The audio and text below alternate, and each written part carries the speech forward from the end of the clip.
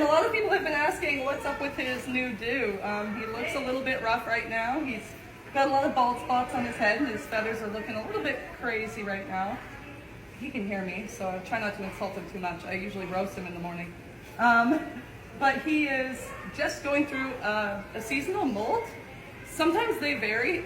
Normally in the springtime he starts to molt gradually and it's way less noticeable, but there have been a few years and it's not uncommon for them to go through a more intense molt at once rather than having their molt be gradual. If the molt is gradual, you don't usually notice because their feathers are replaced as they're falling out and growing back in.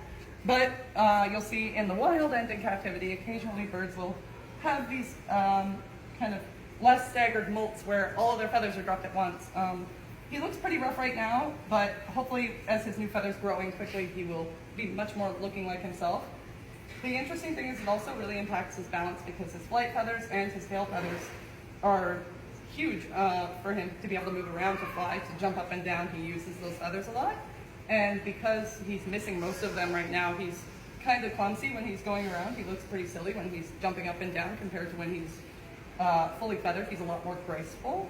But his molt should be finished within the next couple of weeks. He should be growing all those new feathers back in. Thankfully, he doesn't look as bad as the year I started or the year after. He had lost the full just head feathers at one point first, and he looked like a vulture. So a lot of people were very concerned about him, and we are getting a lot of questions nowadays if he's sick or if there's something going on with his skin. The skin underneath looks super healthy, which tells me it is just a prolonged molt that started late in the season. So it should grow back soon and he should be fine, but we're always checking to make sure. I've checked his weight, and I'm checking to make sure that the skin underneath is healthy and that the new feathers are growing back well. So he is doing well, but he looks a little embarrassing.